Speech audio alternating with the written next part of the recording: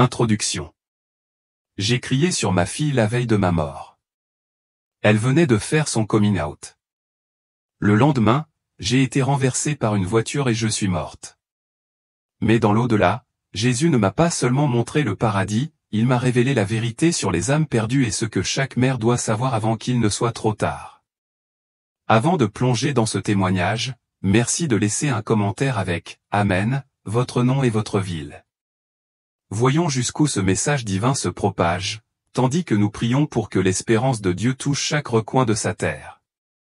Vos mentions, j'aime, et vos abonnements nourrissent notre mission de partager ces histoires qui changent la vie. Maintenant, découvrons le parcours extraordinaire de cette maman. La vie d'avant. Je m'appelle Véronica et j'avais 53 ans quand je pensais avoir tout compris. J'étais institutrice dans une paisible ville du Midwest, mariée depuis 30 ans et mère d'une fille que j'adorais au-delà des mots. Nos journées étaient prévisibles, rythmées par des routines qui semblaient sécurisantes, messe le dimanche, repas partagés avec les voisins et prières avant le coucher. Je croyais sincèrement avoir ancré notre foyer dans la foi, l'amour et la discipline divine. Mais tout s'est effondré un lundi soir, alors que le soleil se couchait derrière les rideaux de dentelle de notre salon. Olivia, ma fille, se tenait devant moi, tremblante, les mains serrées l'une contre l'autre comme si elle seule pouvait la soutenir. Les yeux écarquillés et la voix tremblante, elle m'a annoncé qu'elle était lesbienne. Je me souviens que la pièce m'a soudain semblé plus froide, comme si quelque chose s'était brisé et ne pourrait plus être réparé. Ma réaction fut rapide, ancrée dans une vie de doctrine rigide et la crainte du jugement de Dieu. Je n'ai pas crié, mais ma voix était sèche, mes mots lourds et condamnatoires, chacun infligeant de profondes blessures à la confiance fragile qui nous unissait. Ce n'est pas ce que Dieu veut, lui ai-je dit, évitant son regard suppliant et m'accrochant à la seule vérité que je croyais connaître. Elle n'a pas protesté, elle a simplement détourné le regard, le visage dévasté, et est sortie de la pièce, silencieusement dévastée. Cette nuit-là, je n'ai pas dormi. J'étais assis seul dans la cuisine, la maison était plongée dans le silence. Ma Bible, fermée, était posée à côté de moi, et mon cœur résonnait de regret. Je me disais que j'avais parlé avec amour, que je protégeais son âme, mais une voix plus profonde me murmurait sans cesse que j'avais laissé la peur parler plus fort que la compassion. Je ne pouvais effacer son expression, la douleur dans sa voix lorsqu'elle disait « Je voulais juste que tu m'aimes ». J'aurais dû la suivre, la tenir dans mes bras, lui dire que rien au ciel ni sur terre ne pouvait la rendre indigne d'être aimée. L'après-midi suivant, tout a changé. Je rentrais de l'école à pied, un sac de devoirs à corriger à la main, et je me demandais si Olivia allait me parler à nouveau. Alors que je traversais Maple Street, perdu dans mes pensées, j'ai entendu un crissement de pneus sur l'asphalte et le cri soudain d'un passant. Je n'ai pas eu le temps de me retourner, un éclat de métal, un coup de tonnerre, et le monde a basculé dans le chaos. Je me souviens d'avoir heurté le trottoir avec force, impitoyable, une douleur fulgurante m'a coupé le souffle. Le sang s'est accumulé dans ma bouche, épais et métallique, tandis que sirènes et cris se fondaient en un rugissement indistinct. Je me sentais à la fois léger et paralysé, brisé de part en part, et pourtant mon esprit s'accrochait à une seule image, le visage d'Olivia baigné de larmes. Mon cœur hurlait, un désir plus profond que la douleur, plus profond que la peur, plus profond que la mort elle-même. Alors que ma vision s'obscurcissait et que le froid me parcourait l'échine comme une marée engloutissant le rivage, une pensée traversa l'obscurité, je ne lui avais jamais dit que je l'aimais encore, ni quand cela comptait, ni quand cela aurait fait toute la différence. Mes lèvres formèrent une prière, mi-prononcée, mi-supplication, Jésus, pardonne-moi. Puis le monde disparut. J'ouvris les yeux sur le silence, non sur la douleur. Je n'étais plus prisonnière de mon corps, mais flottant au-dessus, observant le chaos en contrebas avec un étrange détachement. Je vis médecins et infirmières se précipiter autour de mon corps inerte, leurs voix étaient pressantes, les machines clignotaient d'alarme, et des tubes s'accrochaient à mes bras comme des lianes à une branche mourante. Mon corps paraissait si petit, si immobile mais pourtant j'étais intact, suspendu dans un espace qui ne me semblait ni terrestre ni divin. Le temps lui-même sembla s'arrêter, et je réalisai que je flottais au bord de quelque chose de plus grand que la vie. Une frontière avait été franchie, même si j'ignorais encore si c'était la mort ou le début de quelque chose de bien plus éternel. Quelque chose d'invisible s'était emparé de moi, et dans ce silence, je compris avec une clarté obsédante, j'allais voir ce qui se trouvait au-delà du voile. Rencontrer Jésus.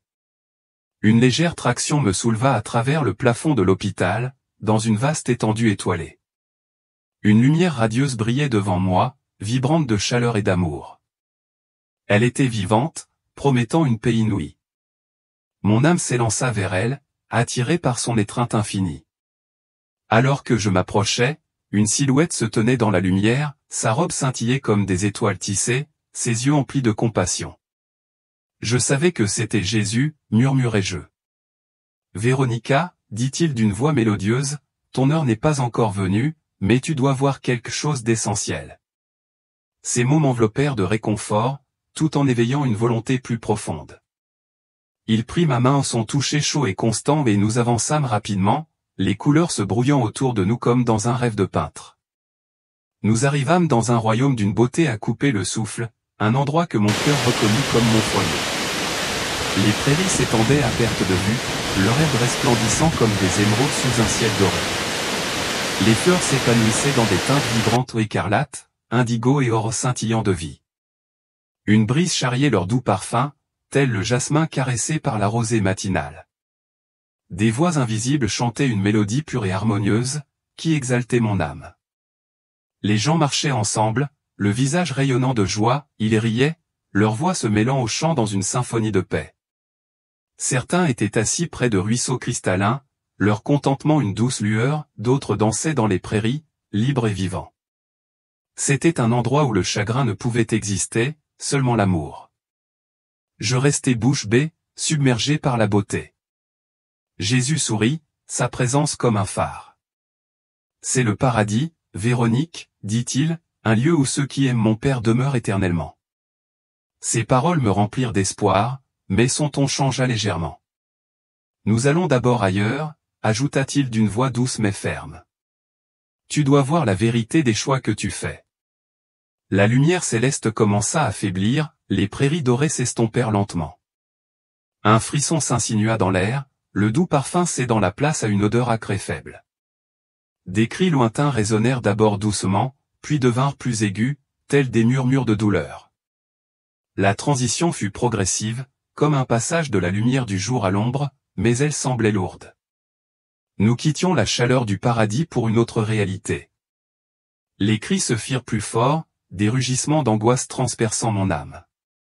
Des ombres vacillaient autour de nous, animées d'une malice incessante. L'éclat de Jésus les repoussait, sa lumière était un bouclier contre l'obscurité. Il me tenait la main, me stabilisant tandis que nous descendions. L'air s'épaississait, une odeur de soufre et de décomposition montait, me piquant les sens. Chaque respiration était une lutte. Son visage était solennel, ses yeux lourds de tristesse. Nous nous arrêtâmes au bord d'un vaste gouffre dont les profondeurs rugissaient de flammes oranges et rouges contre les parois déchiquetées. La chaleur était suffocante, me serrant comme une force vive. Des cris emplissaient l'air, un cœur implacable de désespoir. Des silhouettes sombres évoluaient dans l'ombre, des démons aux yeux creux et aux formes tordues, aux rires aigus et moqueurs. Dans les flammes, des âmes se tordaient dans un regret sans fin. Jésus parlait doucement, sa voix tranchant le chaos. C'est l'enfer, Véronique, dit-il, un lieu où les âmes sont séparées de l'amour de mon Père.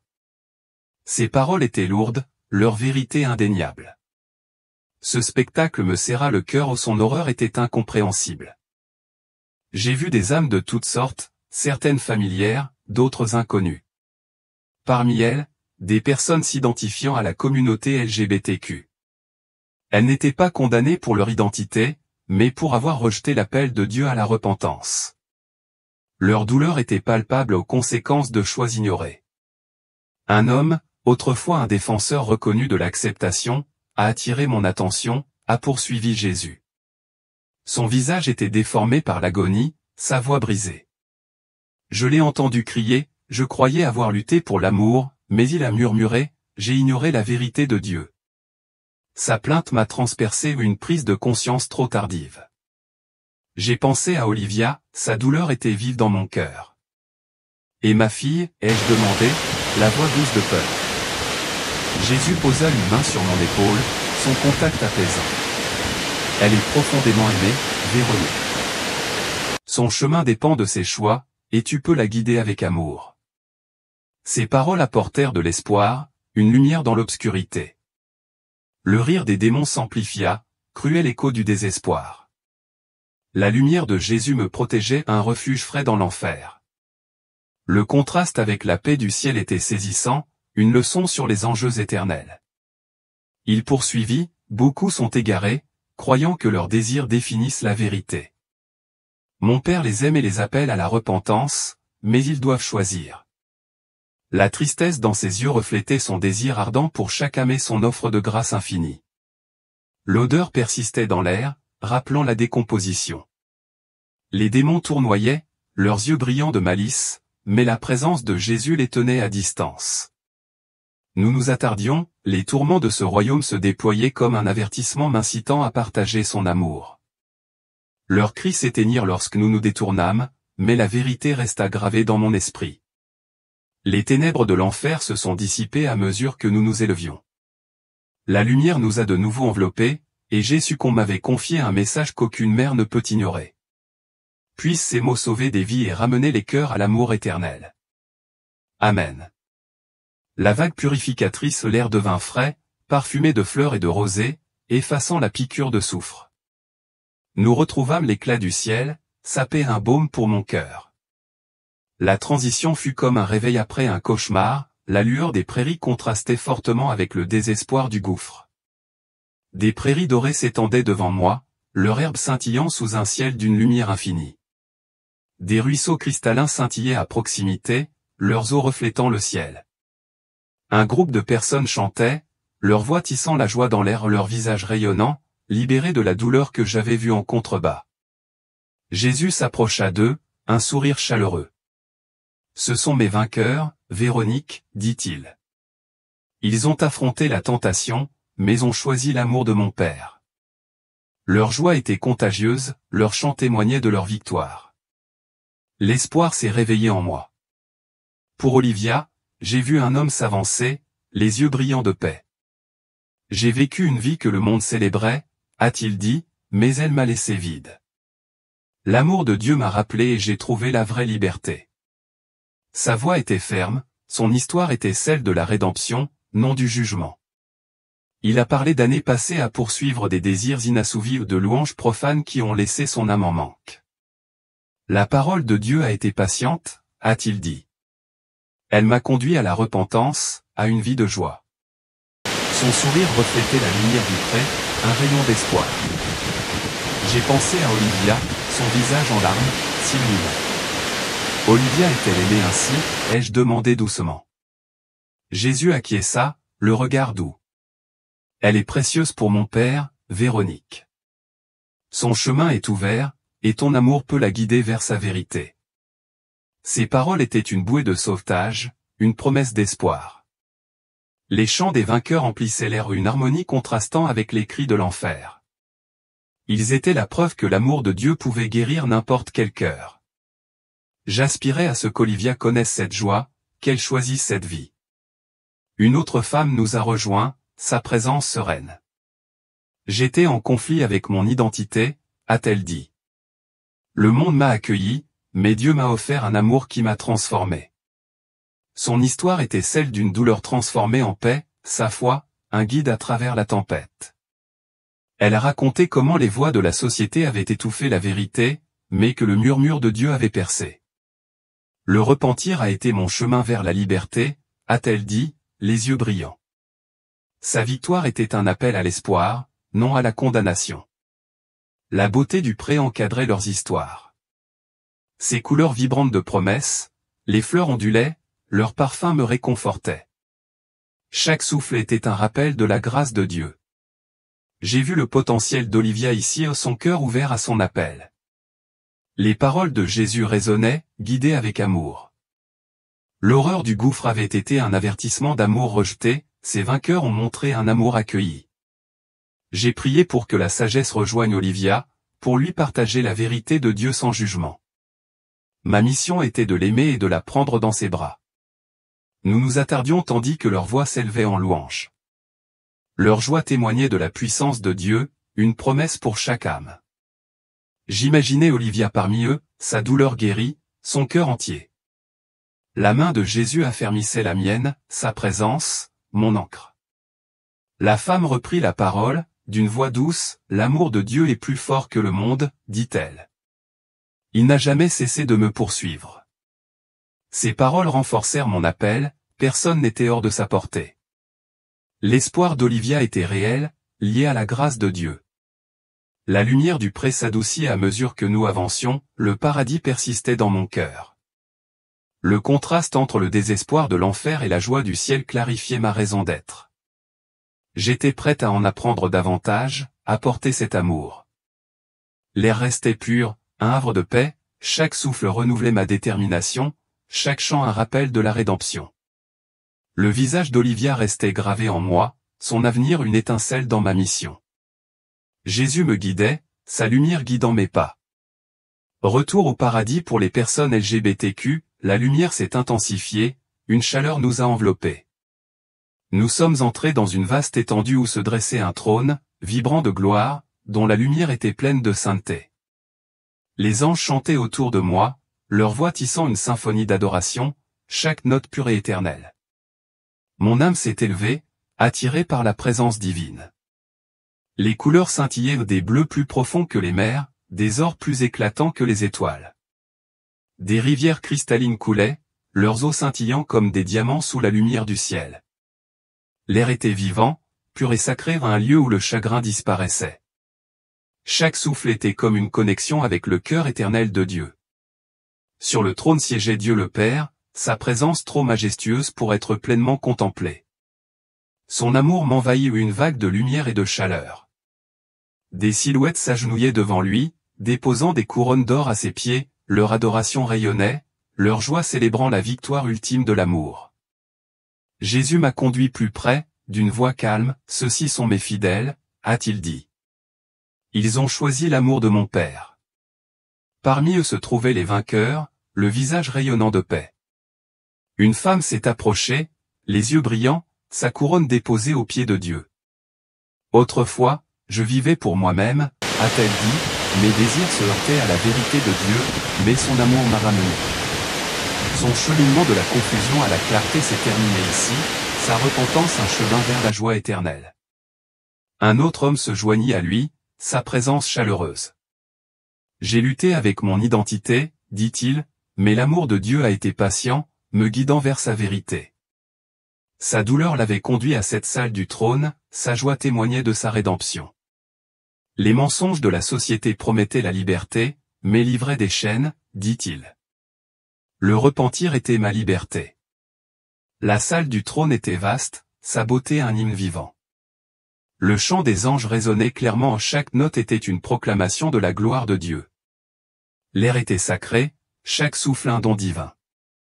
Je restais émerveillé, entouré par la perfection de l'amour. Dieu le Père parla d'une voix tonitruante et pourtant tendre, « Mes enfants, vous avez choisi l'amour. Entrez dans ma joie. » Ces paroles emplirent la pièce, résonnant en mon âme. Les vainqueurs exultèrent, leur louange s'élevant dans une gratitude éternelle. J'ai réfléchi à ma vie, comment j'avais adouci les vérités divines pour éviter les conflits. Ces âmes avaient accueilli son amour, leur souffrance s'était transformée en gloire.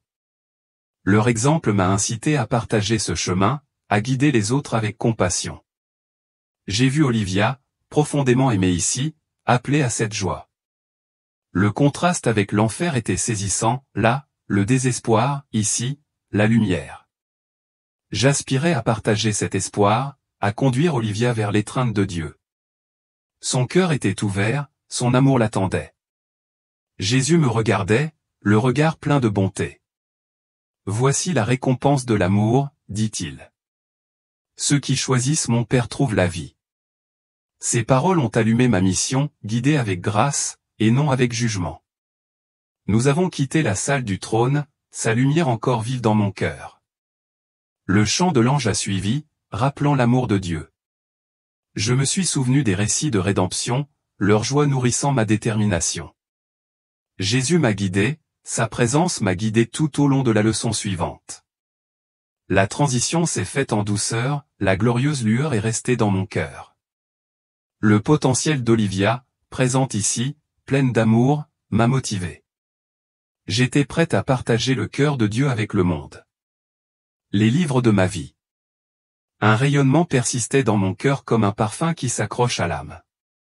Jésus marchait à mes côtés en silence, sa présence calme mais déterminée, me conduisant sur un chemin baigné d'une douce lumière. La gloire que nous avions laissée scintiller derrière mes yeux, mais devant moi se trouvait quelque chose de différent, de plus intime, de plus personnel.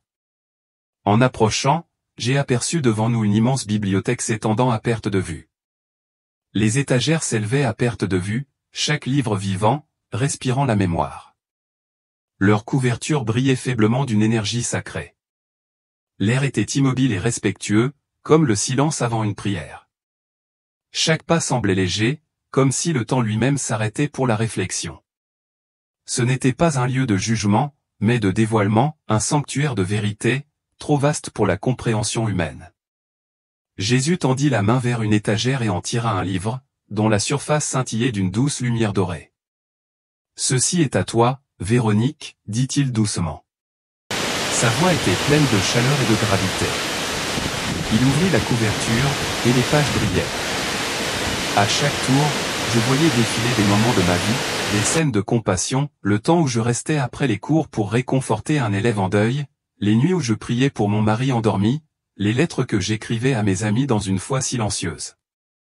Entre les pages, j'avais longtemps tenté d'oublier des moments que j'avais tenté d'oublier, les ombres projetées par la peur, l'orgueil et le silence. Le fil des pages s'arrêta sur une scène, la nuit où Olivia m'avait dit sa vérité. Je revis la raideur de ses épaules, le tremblement de sa voix, puis la dureté de la mienne, des mots tombant comme du fer froid, l'espoir s'évanouissant sous mes yeux. Son visage brisé par le rejet, gravé dans des détails douloureux, me fit sentir le poids de mon échec. Jésus regardait à côté de moi, les yeux emplis non pas de condamnation, mais d'un amour douloureux.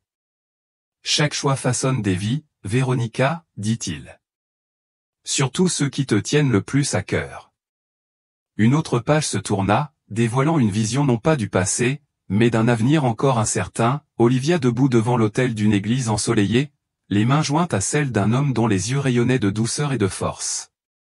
Elle était radieuse, le visage apaisé, son esprit en harmonie avec quelque chose de plus élevé que la simple acceptation. La musique enfla le son d'un cœur racheté s'offrant à Dieu. Jésus posa sa main sur la page, ferme et posée. Ceci pourrait être son chemin, dit-il, si elle choisit la vérité de mon Père. L'espoir que cette vision suscita en moi était comme une lumière perçant les nuages d'orage, soudaine, aveuglante, imméritée. Mon âme souffrait de désir, non seulement de ce qui pourrait arriver, mais aussi de la chance de la conduire là. Jésus referma doucement le livre et le serra contre sa poitrine. Sa voix devint plus grave, tes choix se répercutent à travers l'éternité, Véronique. Ce que tu dis, ce que tu fais, ta façon d'aimer, tout cela guide les autres vers moi ou les éloigne de moi. Nous restâmes silencieux, entourés d'étagères de témoignages vivants, chaque volume était le cheminement d'une âme, fait de joie, de regrets, de décisions et de prières. J'imaginais d'innombrables vies consignées ici, chacune sacrée, chacune se déployant encore dans l'équilibre de l'amour et de la vérité. Le poids de ma responsabilité pesait sur moi, non pas comme un fardeau, mais comme un appel sacré. J'ai murmuré une prière pour la sagesse, le courage, la force de guider Olivia, non pas par la force, mais avec cet amour qui ouvre les cœurs à la grâce. Sa douleur persistait dans ma poitrine comme une écharpe trop profonde pour être retirée, mais la vision de sa joie brillait plus fort, affirmant que rien n'était trop brisé pour être rédempté. Je voulais qu'elle le voie aussi, qu'elle sache que Dieu n'attendait pas de la punir, mais de l'accueillir chez lui. Dans cette bibliothèque sacrée, j'ai trouvé une résolution plus profonde que jamais. Nous sommes restés un peu plus longtemps, Jésus me laissant m'imprégner de l'émerveillement silencieux de tout cela. Les étagères semblaient vibrer d'un désir, chaque vie était une lettre d'une histoire divine.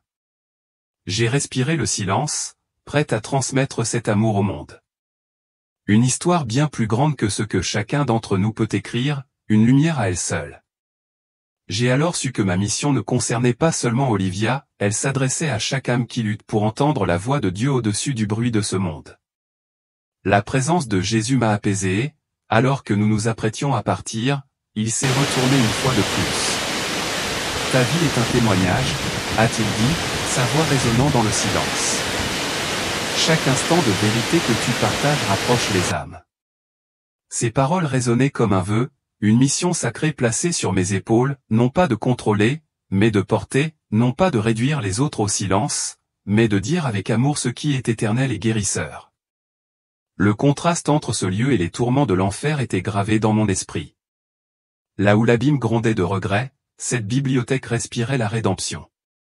Là où les démons se moquaient, ces pages murmuraient une miséricorde toujours disponible. Le nom d'Olivia résonnait dans mon cœur, son avenir suspendu dans un équilibre que je pouvais encore influencer. Je ne voulais pas laisser passer cette chance.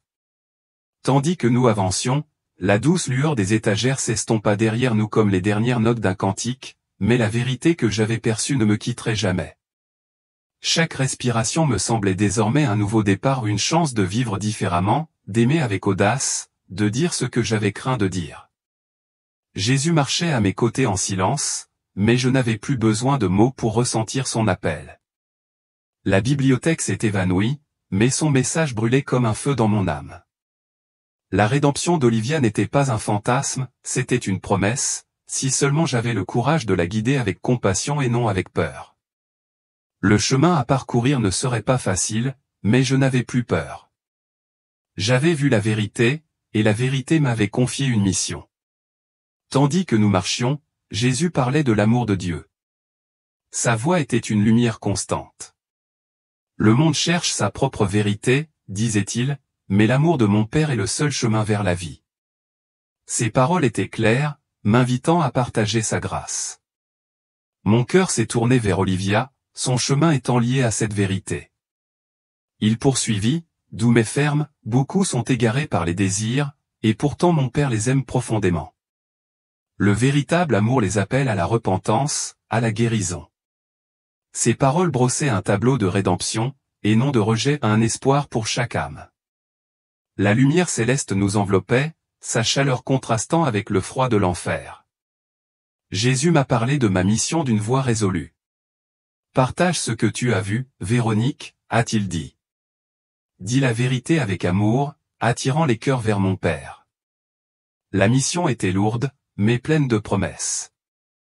Je me suis souvenu des vainqueurs, de leur joie rayonnante dans l'amour de Dieu, de leurs histoires faisant écho à l'appel de Jésus ou à un témoignage de la puissance de la grâce. Je voulais qu'Olivia connaisse cette guérison, qu'elle choisisse son chemin.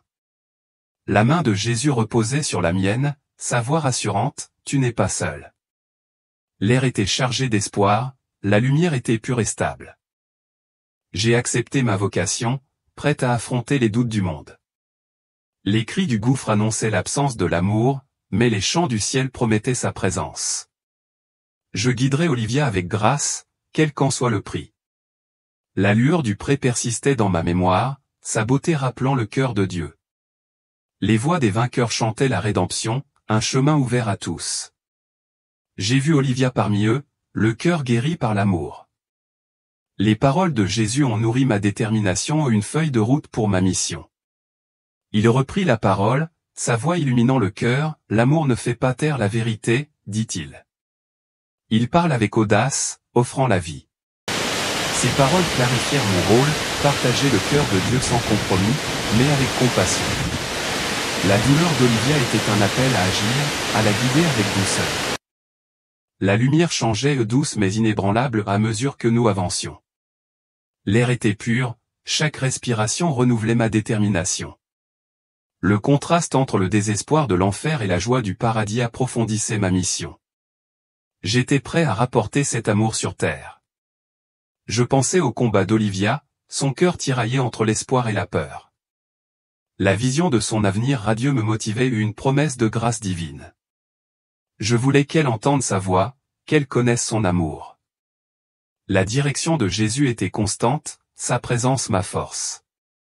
Le chemin semblait clair, la lumière céleste était un guide constant. Les récits des vainqueurs ont été une étincelle, éveillant mon désir de partager.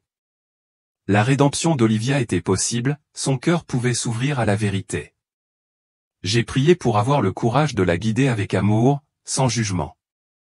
Jésus reprit la parole, d'une voix grave et déterminée, « Mon amour est pour tous, dit-il.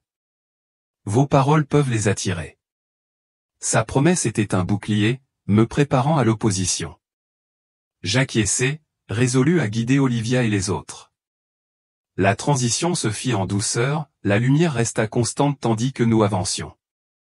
Les leçons du paradis et de l'enfer fusionnèrent, façonnant ma détermination. Ma mission était d'aimer avec audace, d'offrir la rédemption et non la condamnation. Le visage d'Olivia était un phare qui guidait mes pas.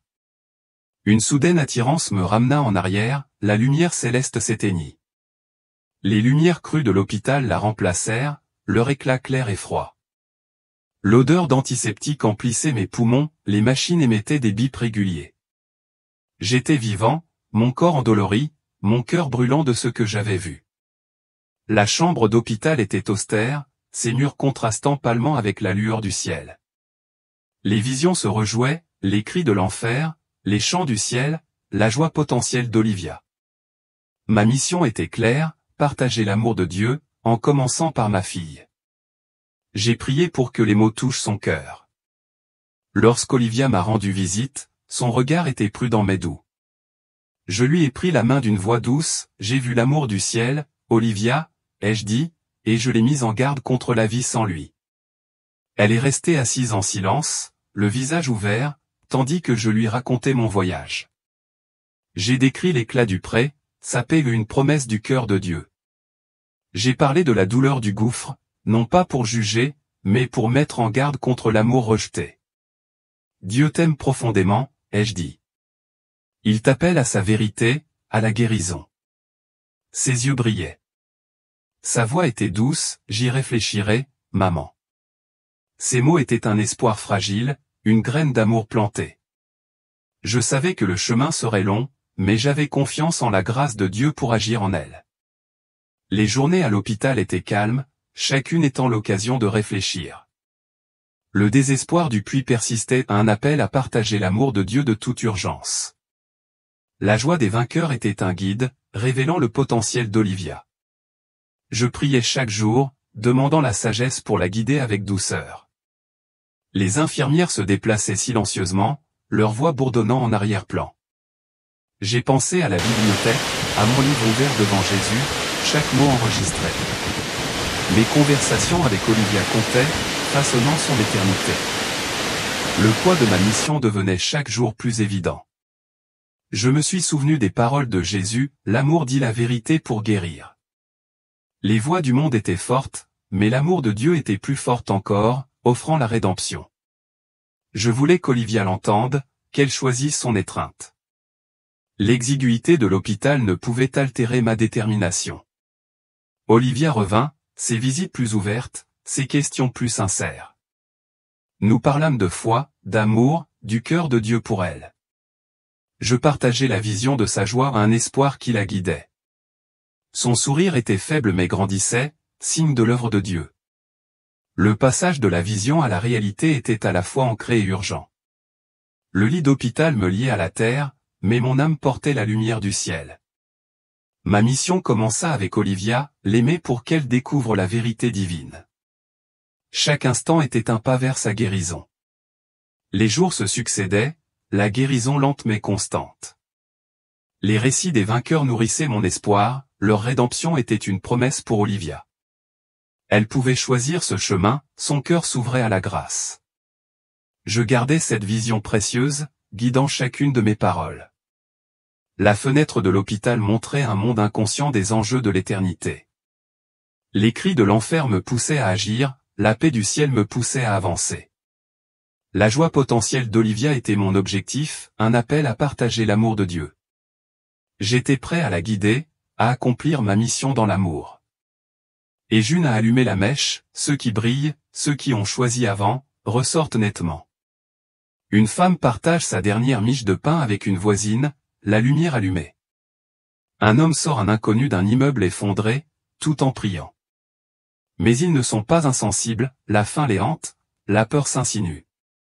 Pourtant, ils tiennent bon, leur paix, une défiance silencieuse face au chaos. Mais les êtres cachés dans l'ombre se défont. Accumulant, volant, hurlant, leurs ombres sont si épaisses maintenant qu'on dirait qu'ils s'y noient. Sa présence, cet amour inébranlable, parle à travers la tempête, c'est le feu, Jain la conséquence de nos choix, mais aussi l'occasion de changer de direction. Sa voix est ferme, non accusatrice mais claire, le monde est bâti sur le sable, et maintenant il tremble. Pourtant, même maintenant, je les appelle. Je sens mon cœur souffrir pour ceux qui sont perdus dans les décombres, j'aspire à ce qu'ils lèvent les yeux. Ces catastrophes ne sont pas seulement une punition, elles sont un miroir de ce qui arrive lorsque l'humanité se détourne de la vérité. Mais elles sont aussi une porte, une dernière chance de se réveiller et de faire un choix différent. J'observe une famille blottie dans un abri, le visage émacié mais les mains jointes en prière. Leur lumière s'affaiblit mais devient réelle, comme s'ils le trouvaient dans les cendres. D'autres, en revanche, se montrent plus durs, ils pillent, insultent, accusent tout le monde sauf eux-mêmes. Le contraste me blesse profondément. J'ai envie de crier, voyez. C'est votre chance, mais je ne suis qu'un témoin, l'âme lourde de leur douleur. Son amour ne faiblit pas, mais l'urgence est là. Le feu met tout le monde à l'épreuve, mais tous ne résisteront pas.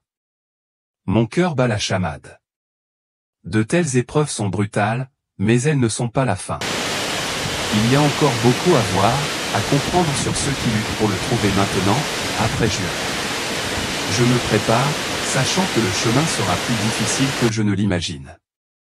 Cette vision m'attire vers ceux qui luttent pour le trouver dans un monde devenu fou. Leurs lumières sont faibles, comme des bougies dans une tempête, mais ils essaient s'agrippant à la brume d'une porte étroite.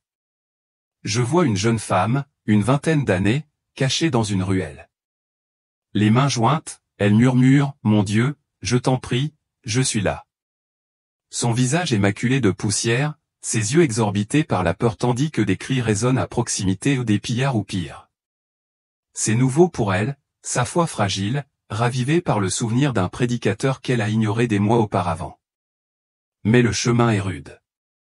Un groupe la repère, se moque de sa prière, et elle court, le cœur battant. S'échappant de justesse, sa lumière vacille sans s'éteindre. Il y a un homme dans un abri de fortune, entouré de survivants des inondations. Il tient une Bible déchirée et lit à voix haute d'une voix tremblante mais déterminée. D'autres l'écoutent, certains avec espoir, d'autres avec mépris, le traitant de fou. Un gardien menace de le mettre dehors s'il ne s'arrête pas. Il continue de lire, mais plus tard, seul, il enfouit son visage dans ses mains et murmure, « Est-ce suffisant ?» Sa lumière s'intensifie, mais elle lui coûte cher, chaque mot qu'il prononce attire des regards noirs, des menaces, et même un poing sur sa mâchoire. Trouver Dieu aujourd'hui n'est pas seulement difficile, c'est un combat contre un monde qui est la lumière. La persécution est omniprésente. Un adolescent s'agenouille dans une cour d'école, priant en silence, pour finalement être repoussé par une foule qui scande des insultes. Une femme dans une file d'attente pour du pain partage un verset avec un inconnu, et un policier l'emmène de force, invoquant des troubles à l'ordre public. Ces personnes en quête de Dieu ne sont pas seulement ignorées, elles sont traquées, leur foi étant une cible dans une société devenue sauvage. L'ombre est épaisse, et de faux bergers attisent les flammes, qualifiant les croyants de fauteurs de troubles. Nombreux sont ceux qui abandonnent leur lumière, étouffés par la peur ou la douleur. Je vois un homme abandonner sa Bible après avoir été battu, le visage impassible, l'âme brisée. Mon cœur se brise. Continue, ai-je envie de crier, mais je n'y arrive pas. Sa présence, cet amour constant, parle à travers la douleur, ma miséricorde demeure, Jain, pour ceux qui persévèrent. Sa voix est chaleureuse mais ferme, la porte est étroite au plus étroite encore mais je suis là. Je sens mon cœur se languir de ses combattants. Mais la vérité est cruelle, beaucoup n'y survivront pas. Le prix est trop élevé, le monde trop cruel. Pourtant, certains tiennent bon. Je vois une femme battue mais inflexible, chanter un hymne dans une cellule de prison. Sa lumière brille malgré les chaînes. Elle l'a trouvé, et rien ne pourra l'enlever. La vision me montre l'enjeu, chaque choix désormais est une question de vie ou de mort, non seulement pour le corps, mais aussi pour l'âme.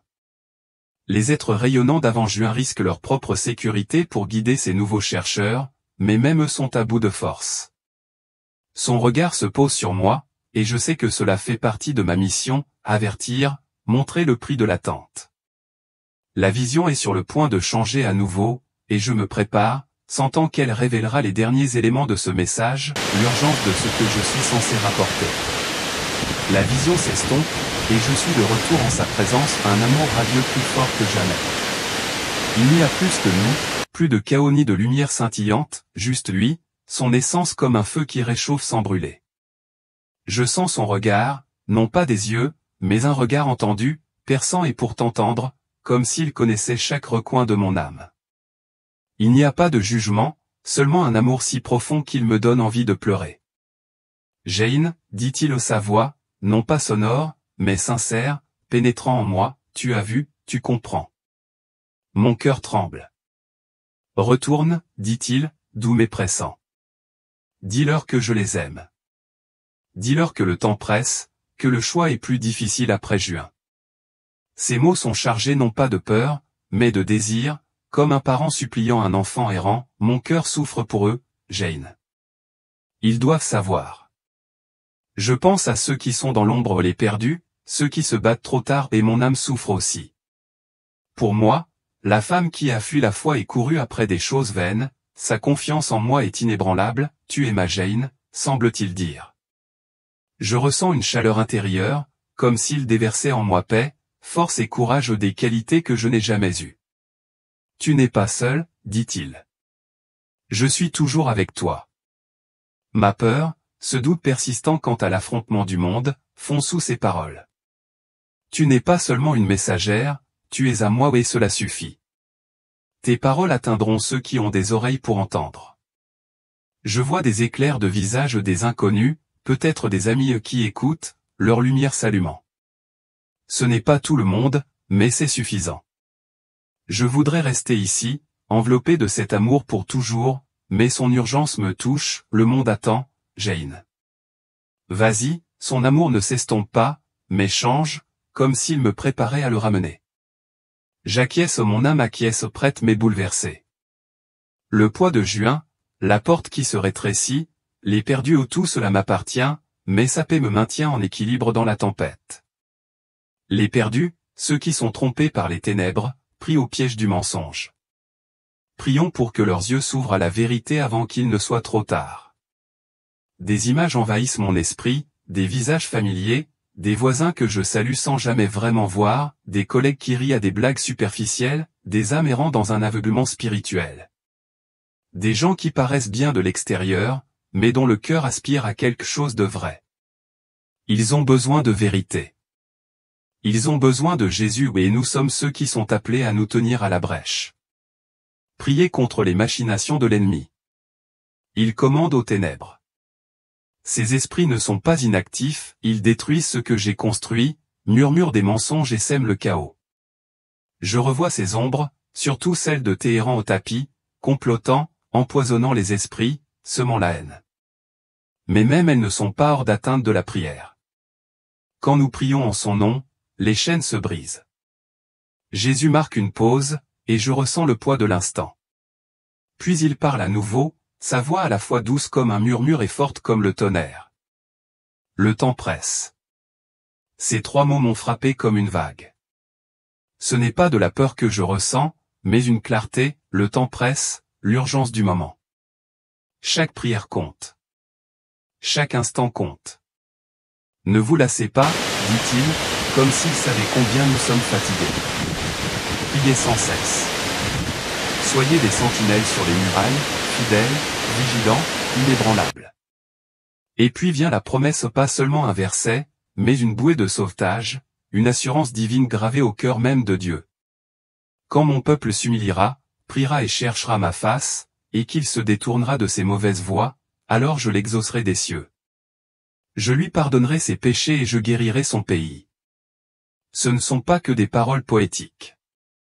C'est un appel au combat, à la repentance, au renouveau, une dernière invitation avant que la porte ne se ferme. La prière n'est pas seulement une discipline spirituelle, c'est notre défense, notre arme, notre dernier rempart dans un monde qui s'effondre d'heure en heure. Mais la question demeure, allons-nous répondre à cet appel ou laisser le silence prendre le dessus sur nos cris? Prierons-nous ou périrons-nous? La vision s'estompe. La lumière rayonnante de Jésus m'enveloppe toujours, chaude et constante, mais je sens une douce attirance me ramener à cette petite pièce, à mon corps fragile sur le lit de camp. Je ne suis plus la même, pourtant. La peur qui me rongeait autrefois a disparu, remplacée par une paix si profonde qu'elle ancre mon âme. Il y a un but maintenant, clair comme le jour. Dieu m'a montré des choses terrifiantes, les ténèbres luttant contre un monde au bord du gouffre. Mais il m'a aussi révélé son amour inébranlable, sa miséricorde infinie, son plan qui tend toujours vers le salut et l'espoir pour ceux qui lui appartiennent. Il ne nous a pas abandonnés, mes amis. Même dans la tempête, il est toujours sur son trône, nous guidant et nous serrant contre lui. Si vous vous sentez anxieux, effrayé ou perdu dans le chaos de ce monde, écoutez ceci, vous n'êtes pas seul. Jésus voit chaque difficulté, chaque larme, chaque doute. Son amour est là, prêt à vous accueillir, à vous guérir et à vous donner la force de continuer. N'ayez pas peur de votre propre cheminement. Faites-lui confiance, accrochez-vous à sa parole et recherchez des frères et sœurs dans la foi. Vous n'êtes pas seul face à cette épreuve. Il est avec vous, et ceux qui l'aiment le sont aussi. Que sa vérité soit votre ancre lorsque tout le reste vacille. Peut-être que mon histoire a réveillé quelque chose au plus profond de toi, comme un murmure du Saint-Esprit. Ne le repousse pas, ouvre ton cœur. Écoute la voix de Dieu. Il t'appelle à une relation plus profonde, à une foi vivante, à un abandon total. Ne remets pas ça à plus tard.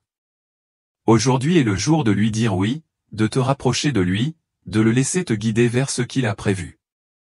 Si ce témoignage vous a touché, abonnez-vous à notre chaîne. Nous croyons que c'est un lieu où les messages de Dieu venus directement du ciel, parfois accompagnés d'avertissements venus du bord de l'abîme, sont partagés pour éveiller et fortifier votre foi. D'autres histoires puissantes vous attendent, d'autres vérités à découvrir. Merci de votre écoute et de votre présence. Que la paix de Dieu repose sur vous. Les démons ont commencé à apparaître un par un. Ils riaient, me montraient du doigt, imitaient mes prières les plus faibles, Dieu, pardonne-moi, je vais changer cette fois, je t'aime. Chacune d'elles se transformait en moquerie, me faisant me sentir petite, sale et stupide. Ils n'avaient pas besoin de torturer mon corps, cette exposition et ce ridicule à eux seuls suffisaient à anéantir toute trace de dignité qui me restait. Je restais là, brisé, non seulement mentalement, mais aussi identitairement. Je ne savais plus qui j'étais, une croyante ratée, un mari infidèle, un fils déchu, une âme déchirée. J'ai commencé à croire que tout ce que j'avais espéré n'était qu'illusion. J'avais tout perdu, et rien en personne ne pourrait jamais me sauver de moi-même. Et juste au moment où l'un des démons leva une lame de lumière noire, prêt à graver sa marque éternelle sur mon front. Sauvetage divin. Une lumière éclatante explosa dans les ténèbres, brisant toute malédiction. J'entendis une voix d'une autorité absolue, tonner, assez. Il ne t'appartient pas, une détonation assourdissante résonna comme un coup de tonnerre frappant le cœur de l'enfer, la chambre entière trembla violemment. Des éclats de miroirs brisés volèrent dans les airs, hurlant comme les cris du péché déchiré. Les démons qui s'apprêtaient à me marquer titubèrent, hurlant, se protégeant les yeux de l'éclat fulgurant qui emplissait maintenant la pièce. Cette lumière ne ressemblait à rien de ce que j'avais connu jusqu'alors, ni la lumière du soleil, ni le feu, mais la lumière de la vie, de la sainteté, d'un amour incompréhensible. Une silhouette apparut au centre de cette lumière. Je savais qui il était. Il n'entrait pas, il manifestait sa présence. Il ne se contentait pas d'apaiser la douleur, il faisait trembler chaque esprit impur, comme si son être était une épée tranchant à travers les couches successives de tromperie. Son regard croisa le mien, non pas avec jugement, mais avec la profonde angoisse d'un père voyant son enfant torturé. Son amour transperça mon péché comme un feu, faisant fondre les chaînes des ténèbres. Les démons gémirent, certains tentèrent de le charger, mais en touchant le bord de la lumière, ils se réduisirent instantanément en cendres, comme la poussière sous un soleil de plomb. D'autres furent repoussés par une force invisible. Il m'appartient, répéta le Seigneur, et cette fois, les chaînes qui m'entouraient commencèrent à fondre comme la cire au feu. Je m'effondrai, muette. Tout ce que je croyais être perdu, impardonnable disparut à cet instant. Je ne me sentais plus impur, oublié. Je me voyais à travers les yeux du Créateur, non pas à travers mon passé, mais à travers sa rédemption. Il s'avança et toucha mon front, l'endroit même où les démons avaient voulu me marquer. De son doigt, un flot de lumière jaillit comme une huile sacrée, pénétrant ma peau, effaçant tout. Un symbole sacré apparut au non pas de forme, mais d'essence. « Je ne suis pas venu te condamner, mon fils, murmura-t-il en me relevant. Je suis venu te sauver, et maintenant il est temps de venir avec moi. La pièce disparut. Toute obscurité fut aspirée comme de la fumée dans le vide. La lumière explosa en un vent puissant, me soulevant doucement comme des ailes, m'envolant au-delà des profondeurs de l'enfer. Je ne savais pas où j'allais, mais pour la première fois depuis des années, je n'éprouvais plus aucune peur, et les murmures des ténèbres avaient disparu. À partir de ce moment, j'ai été transporté dans un voyage spirituel incompréhensible. Dieu n'a pas seulement tiré mon âme de l'abîme, il m'a emmené avec lui à travers des visions divines que seuls les morts ont vues. Il m'a montré l'humanité vue d'en haut, des villes grouillant de monde, mais d'innombrables âmes erraient comme des ombres enchaînées, aveugles. J'ai vu des enfants dont l'âme était marquée par les abus, des adolescents trompés par la luxure, et des adultes qui vivaient toute leur vie derrière un masque, ignorant qui ils étaient vraiment. J'ai vu une génération manipulée par Satan, par les médias, par des écrans de fausses lumières, par des festivals au nom d'un amour dénué de vérité.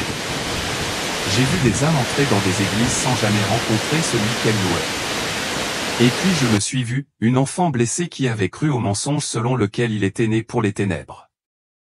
Mais il ne s'est pas arrêté là.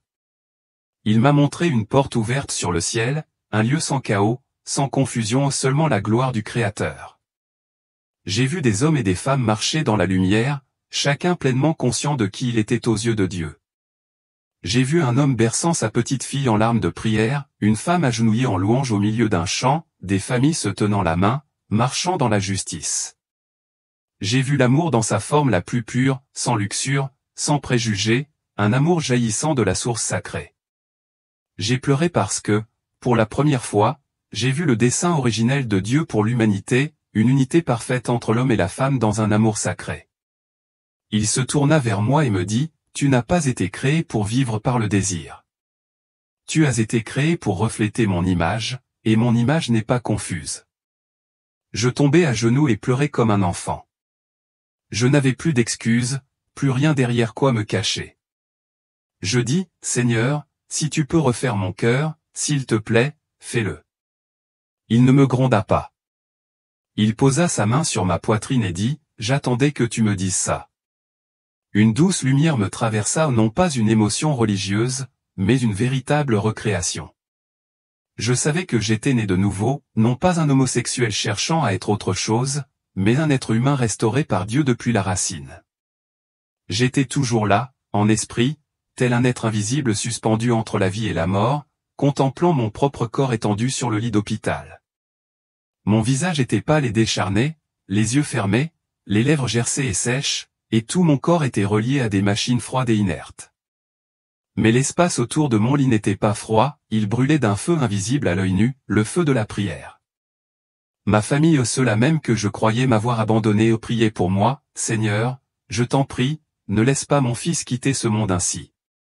Donne-lui une dernière chance. Nous ne l'abandonnerons pas, et nous savons que tu ne l'abandonneras pas non plus. » Ma mère s'agenouilla près du lit, les mains serrées dans les miennes, ses larmes perlant les draps. Elle ne sanglotait pas bruyamment, elle murmurait comme une chanson, comme une supplication, comme une déclaration, « James, je suis là. Je ne vais nulle part. Le Seigneur t'écoute et il va te ramener. » Puis j'ai vu quelque chose qu'aucun œil naturel ne pouvait percevoir. Chaque prière qu'il prononçait, qu'elle soit murmurée, pleurée, balbutiait ou tremblante ou se transformait en délicats filaments de lumière rayonnante, porteurs de sons et d'émotions, s'élevant comme un encens parfumé vers un royaume embrasé. Ils ne disparaissaient pas, ils ne sombraient pas dans le néant.